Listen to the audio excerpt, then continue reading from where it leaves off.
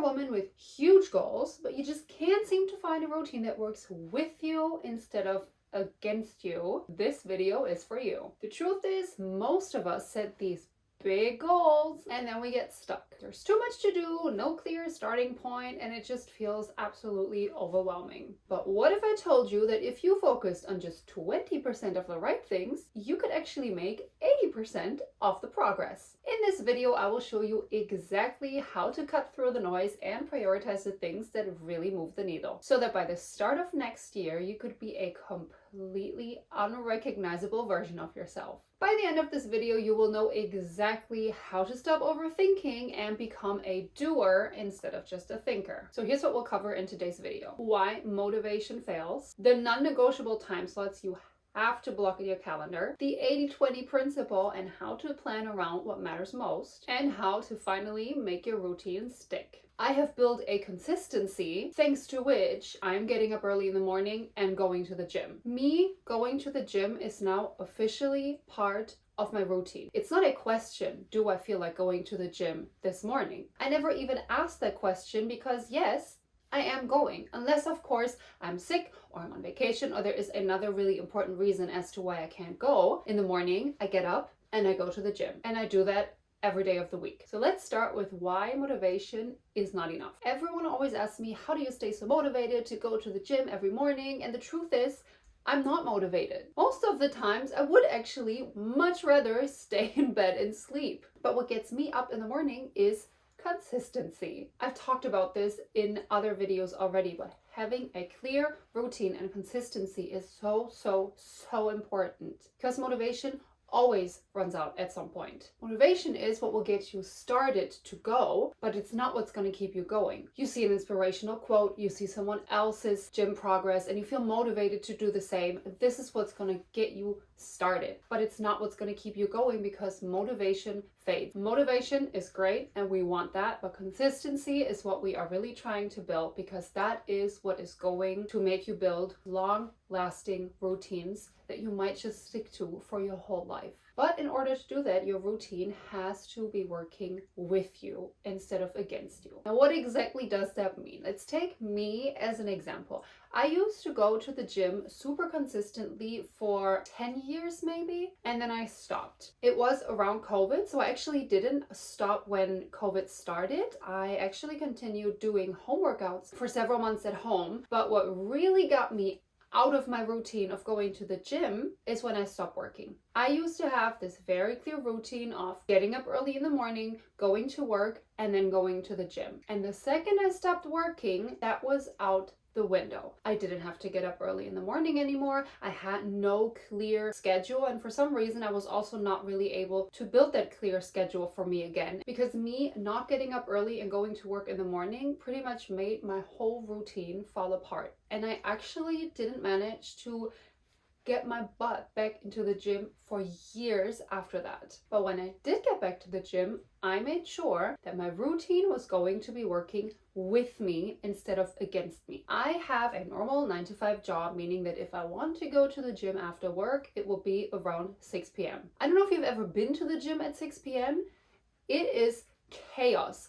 Everyone goes at 6 p.m. It is so full. And if there is one thing that I cannot stand, it's a full gym. I'm not even joking. There have been times where I went to the gym and it was so full, I left. It is something I cannot stand. And knowing that about me, I have two options. I can either keep going to the gym at 6 p.m. pretending that it's not an issue and that I will at some point, I don't know, have fun going to a full gym. Or number two, accept the fact that 6 p.m. is never going to work for me. And that is exactly what I did. I now go to the gym before work. That also means that I have to get up 1.5 hours earlier than I would have to. And I'm not necessarily loving that either. But getting up early, I hate less than going to a full gym. So I build a routine that works for me. And same goes for food. I do not like cooking every day. I don't like cleaning the kitchen after I'm done cooking every day. So what do I do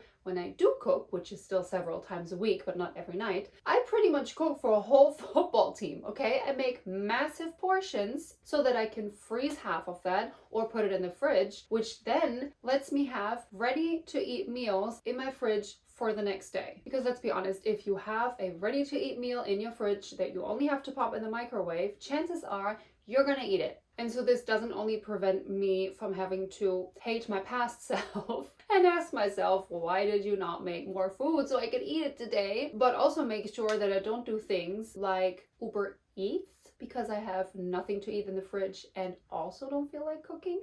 All right, so let's talk about the 80-20 principle. There's a saying that goes, you can do 80% of the work with just 20% of your time. And why is that true? Because we have plenty of daily tasks that are massively time consuming, but don't actually bring us any closer to our goals. And for some reason, most of us focus on these tasks that are massively time consuming, that probably aren't even making us happy, and then on top of that are not at all contributing to our overall goal. So we waste our time doing stuff that has gotten us nowhere closer to where we want to be, and we have super long to-do lists that for some reason don't seem to be getting shorter because we focus on the wrong things. Now this goes out to all the perfectionists out there, me included. You do not have to finish every task to perfection. These tiny details, maybe to you at that moment, they matter, but globally speaking, they do not. And the worst thing is, as perfectionists, we know that. We know it, and for some reason, we can't seem to stop ourselves to really focus on the small details. But that is a perfect example of how you can get 80% of the work done with 20% of your time, because you are probably focusing on those 20% that are absolutely unimportant, but will take you 80% of your time to complete. Actually, let's take this video as a perfect example. As you're watching this right now, obviously I will have filmed it and edited the video. Here's one thing that I have had to come to terms with ever since I started creating content. None of my videos, none of them will ever be perfect. First of all, there is no perfect video and there is no perfect editing, because to everyone, the perfect editing is different. Something that I might think is super cool, you are gonna end up not appreciating. And something that you wish I had included in my video, I might think is absolutely unnecessary. So instead of trying to go for the absolute perfect YouTube video that I will never achieve anyways, I have started to accept the fact that I will have to post and publish content pieces that I am not 100% happy with. Because let's be honest, it's not going to be one specific sound effect that will make you give this video a thumbs up or not. Speaking of which, I think you should give this video a thumbs up. And if you've liked it so far, you should also consider subscribing so you don't miss any of the other videos that I will be posting in the future. Now back to 80-20. I can't speak for everyone, but for me personally, and I'm talking about my personal life right now, not my professional life. In my personal life, there is one task that I absolutely hate doing, and that is cleaning. Because I am a perfectionist, I am never done. I will start cleaning one thing and then I will notice a teeny tiny stain somewhere else that I will clean then instead, and I will never finish cleaning what I wanted to clean before, and at the end of the day I will just have wasted my time and not even be happy with the result. Maybe that's also what ADHD is, but that is a completely different topic. However, here's what I have decided for myself to actually help me not stress about cleaning anymore.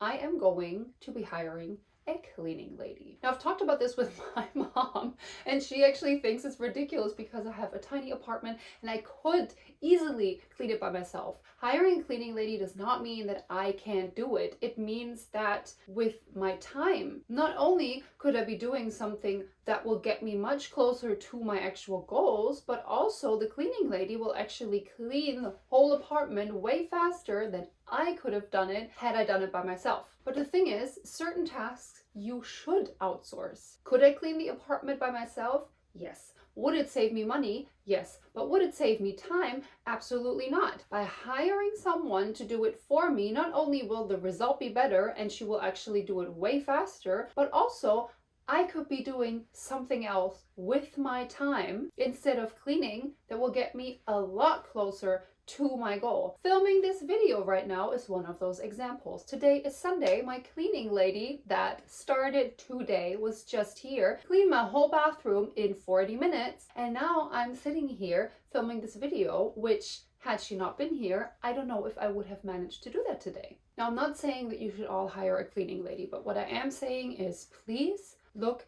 at your daily and weekly schedule and tasks and think about, are all of these tasks, first of all, important enough to be done at all? Not saying we should stop cleaning.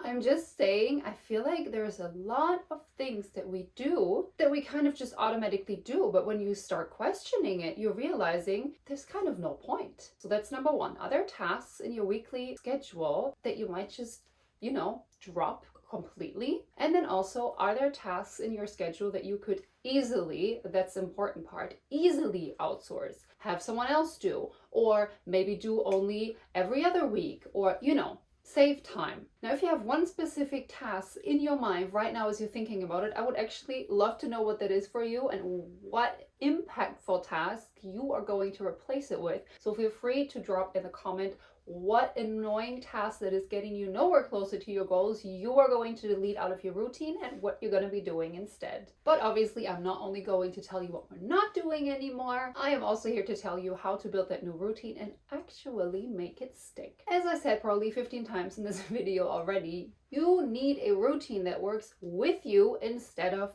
against you. So instead of trying to force yourself to do a specific task at a very specific time that you know deep down is not working for you and you will not be doing, put it at the time that makes more sense for you. Maybe move something around. Try and shift your daily structure so that it does work for you. So I want you to go ahead and pick a workout time that works for you. That includes questions like, do I feel energized at that time of the day? How is traffic at that time? Is the gym full or empty, and does it work for me? And also, if you think you can't do it at a specific time because you already have something else planned, is it maybe more reasonable to move that other plan somewhere else and make time for the gym? I actually always say this, going to the gym is like having a date with yourself. So that's why I want you to plan it out and stick to it and consistently keep showing up for yourself. Now, as for food, I am not saying that you have to join the on Sundays we meal prep gang, because I'm also not part of that gang. However, I want you to at least consider meal prepping. It is a major time saver, and I always hear, oh, but then you have to eat the same thing several times a week. Yes, but first of all, that's not going to kill you. And second of all, let's be honest, we always eat the same things anyways. We might not eat them 3 times a week, but we eat them every single week for I don't know how long. I don't know about you, but I always have the same maybe 15 recipes that I keep making on repeat. So either way, even when you're not meal prepping, the meals that you eat are still to some extent repetitive. So I feel like that's not really a good argument against meal prepping. So if you're asking me, you should at least meal prep a little. And for that as well, I want you to set an appointment. I don't want you to say, oh, I'll meal prep when I feel like it. You won't feel like it. It's always the same. There's so many tasks where we won't feel like it, but we have to force ourselves to do them because we know that they are good for us. So I want you to realistically think about what day of the week meal prepping would work for you. For me, that is the weekend. It makes a lot more sense. Or sometimes after work, I do kind of have that motivation of, all right, let's chop up some veggies, let's cook something.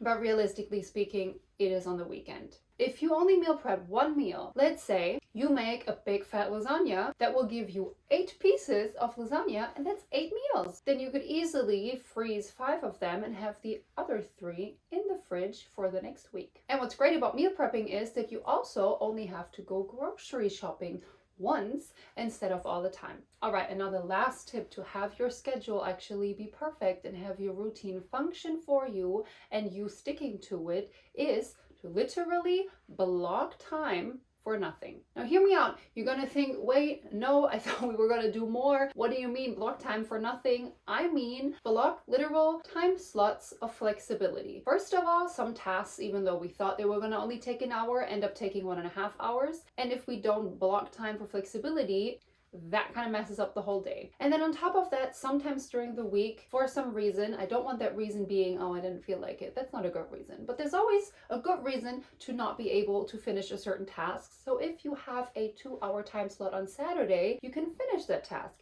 And bonus, if you actually crushed your week and you've done everything, you will have a 2-hour time slot of absolutely nothing, meaning you can take a nap, you can read a book, you can meet your best friend that you haven't seen in weeks and go for a coffee. You know what I mean? You just have this specific time slot to do whatever you feel like doing. Because I know that some of us think that our week has to be planned from A to Z. The issue is that does not work long term. It works for a few weeks and then you're basically burnt out. Please don't do that. Make sure you actually block breaks so you can reset. Now let's look again at what we learned today. Consistency is absolute key because motivation fades. And in order to achieve consistency, you need a plan and a routine that you will actually follow. Meaning it doesn't have to be the picture perfect plan. It needs to be a plan that works for you and your lifestyle and your problems. Now, if you need help optimizing your routine, don't hesitate dropping a comment and I would love to have a look at your routine and tell you how